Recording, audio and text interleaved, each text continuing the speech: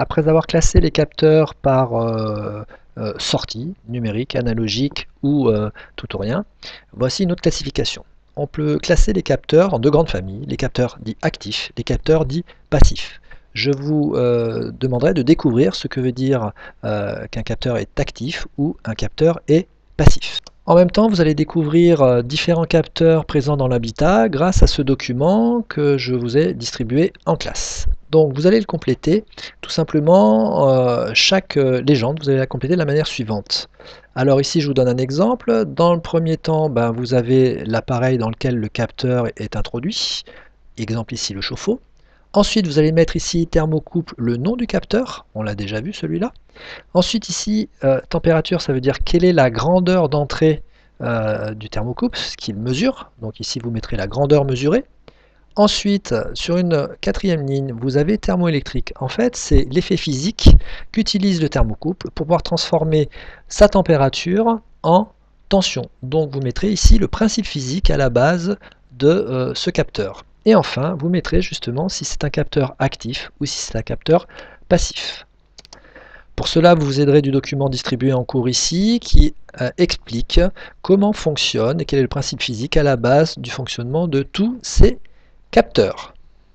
Je vous demande maintenant de mettre la vidéo en pause et vous reprendrez une fois l'activité documentaire terminée. En résumé maintenant, pour synthétiser, nous pouvons donc distinguer les capteurs actifs. Vous devez avoir vu que ça correspond à une variation de la variation de la grandeur physique d'entrée produit une variation électrique de la grandeur de sortie. Variation électrique de la grandeur de sortie, ça peut être soit une tension, soit un courant, une intensité, ou bien une charge électrique. Maintenant, pour les capteurs passifs, qu'est-ce qui va varier?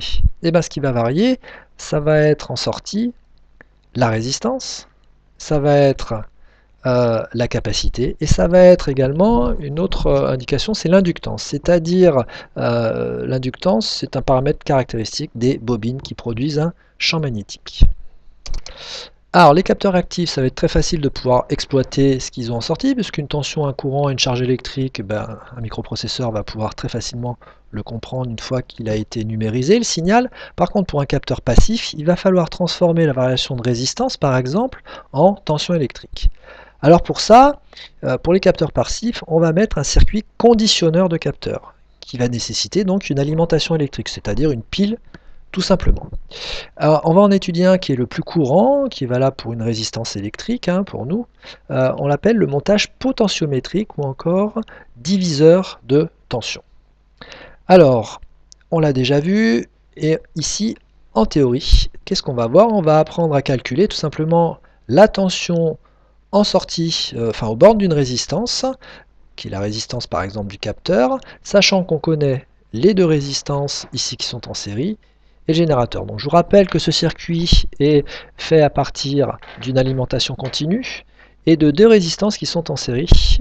Et on va utiliser les lois de l'électricité qui sont la loi des mailles, c'est-à-dire l'addition des tensions aux bornes des composants, et ensuite le fait que deux résistances soient en série, un courant commun circule dans R et RV ici sur le schéma. Alors, après 2-3 lignes de calcul, on pourrait en déduire que la tension aux bornes du capteur, c'est tout simplement cette expression-là, c'est-à-dire la résistance aux bornes du capteur divisée par la somme des deux résistances R et RV, multipliée par la tension ici qui s'exerce aux bornes des deux résistances. Voilà. Voilà ce qu'il va falloir apprendre, et pour mettre en application cette expression-là, vous ferez l'exercice 13 et 19, page 76.